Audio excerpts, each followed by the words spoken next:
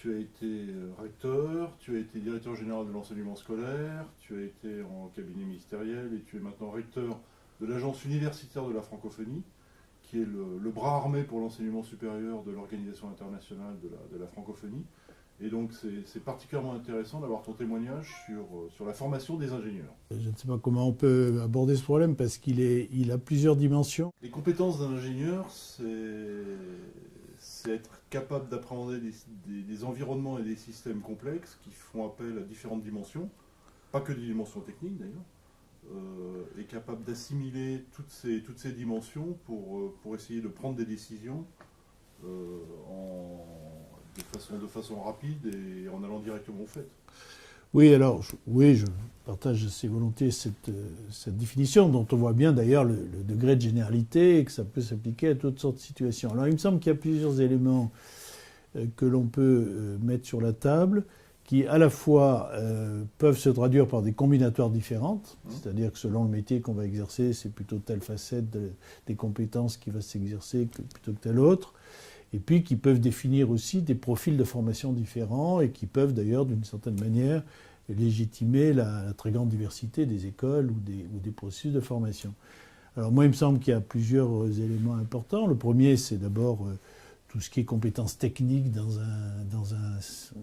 un domaine donné. Bon, et même dans des formations très généralistes on peut considérer qu'il y a des domaines privilégiés. Bon, ça, c'est, je dirais, la base, parce que c'est ce qui fait la légitimité, au fond, de l'ingénieur. C'est cette compétence technique qui peut en faire ensuite des gens qui sont des leaders en matière de production industrielle ou d'autres activités. Et ensuite, un troisième volet, qui est important aussi, qui s'est beaucoup développé ces dernières années, mais là, encore une fois, historiquement, ce n'a pas toujours été le cas, c'est ce que j'appellerais l'apprentissage pratique. C'est-à-dire qu'un ingénieur soit aussi, dans sa formation, frotté le plus possible à la réalité des entreprises ou du monde économique dans lequel il s'insérera plus tard.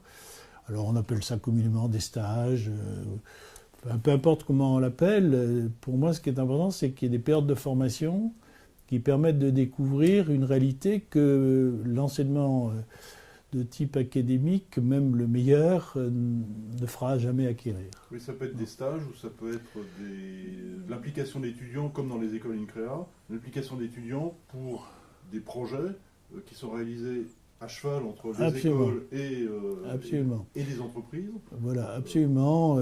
C'est un peu ce que, notamment les thèses de docteur ingénieur, enfin, c'est des choses comme ça dans lesquelles l'entreprise n'est pas simplement un lieu d'accueil, mais c'est aussi un endroit où on apprend. On apprend une réalité, on apprend toutes les ficelles d'un métier. On apprend au contact des autres, on apprend au contact voilà.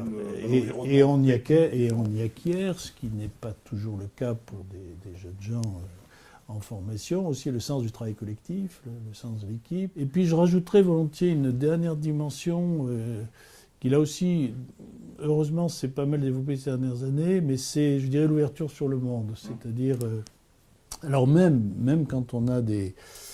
Alors là, il y a plusieurs façons de voir ça. Il y a, bon, déjà, la pratique, l'expérience pratique dont je parlais tout à l'heure, c'est déjà une façon de s'ouvrir sur le monde, de s'ouvrir sur un territoire, notamment, je pense à des écoles d'ingénieurs qui sont très nombreuses aujourd'hui, publiques ou privées d'ailleurs, et je pense que l'INCREA est un bon exemple, qui ont une vocation territoriale affirmée, dont l'histoire, la genèse d'ailleurs s'explique par une volonté souvent des milieux économiques locaux de se doter de ce potentiel d'ingénieurs. La France est très riche de ça, mais beaucoup d'autres pays sont à l'image également de ça, quelle que soit l'institution qui porte la formation.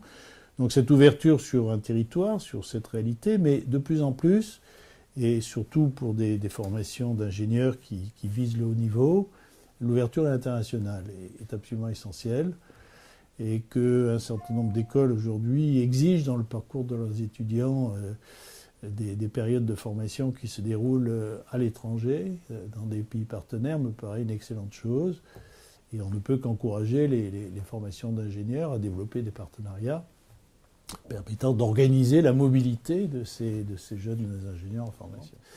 Voilà, donc de toute façon, d'une façon générale, la mobilité est bonne pour l'enseignement supérieur, mais elle peut acquérir une dimension supplémentaire en ce qui concerne les ingénieurs, parce que de plus en plus, quel que soit le milieu professionnel dans lequel s'inséreront ces jeunes ingénieurs, ils auront à rencontrer l'international, la dimension internationale, que ce soit, même s'ils travaillent dans des PME, ils auront le problème de l'exportation.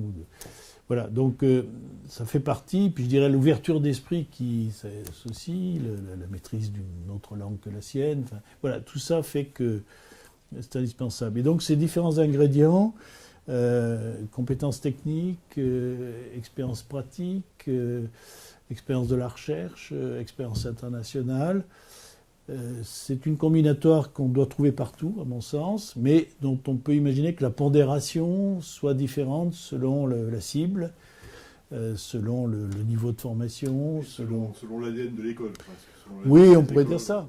Un des outils que les écoles INCREA mettent en place pour assurer cette interculturalité et cette solidarité tourne autour de la franchise de bachelor. C'est-à-dire qu'il y a des bachelors qui seront faits dans des pays étrangers. Et ensuite, les étudiants, s'ils le souhaitent, pourront venir faire leurs 2 années de master, leur année 4 et 5 de formation d'ingénieur dans les écoles du groupe INCREA. Ça te paraît être une idée intéressante ? Alors, c'est une idée intéressante. D'abord, la notion de bachelor est une notion intéressante. Et effectivement, on voit poindre dans un certain nombre d'écoles cette idée de développer ce type de formation. Alors, ce qui me paraît intéressant, c'est que je la crois bien complémentaire de la formation d'ingénieur, au sens où on voit, et notamment dans l'optique des pays en voie de développement, on voit l'absolue nécessité de disposer de cadres intermédiaires dans le développement économique qui ne correspondent pas à la formation d'ingénieur, qui a une vocation, disons, un peu plus élevée en termes de qualification.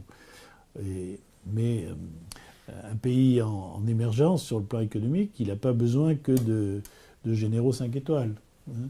Il a besoin aussi que l'équilibre des qualifications soit indispensable. Et de ce point de vue, le bachelor, tout au moins un bachelor vraiment conçu dans une optique professionnalisante, me paraît une formation très importante. Et je crois que c'est un défi qui se pose à tous les pays, y compris peut-être d'ailleurs même aujourd'hui à la France.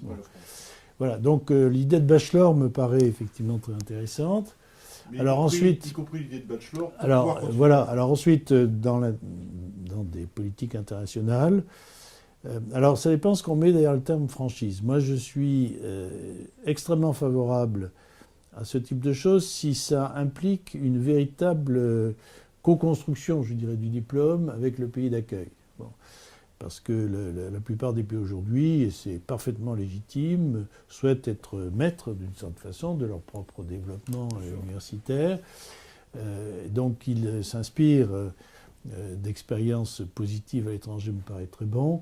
Mais je suis assez réservé sur l'idée de politique qui verrait une sorte de politique de relocalisation ou délocalisation d'écoles qui iraient s'implanter dans tel ou tel pays. Même je sais que ça s'est fait ou ça se fait. Par contre, quand une école, dans le cas d'un partenariat avec une autre institution dans un pays, propose au fond de s'associer ou de faire une sorte de transfert de technologie en quelque sorte, technologie éducative au moins, avec le concours plein entier de ce pays, ça peut être effectivement très intéressant.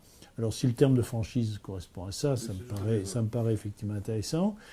À partir du moment où ça correspond à une demande locale, à une réponse à un besoin local, et on voit bien à ce moment-là que c'est du gagnant-gagnant, parce que c'est à la fois intéressant pour l'école en question de valoriser en quelque sorte son savoir-faire, et c'est intéressant évidemment pour le pays d'accueil, parce que ça lui permet d'engager un processus de développement de formation dont il ne disposait pas jusque-là. Merci.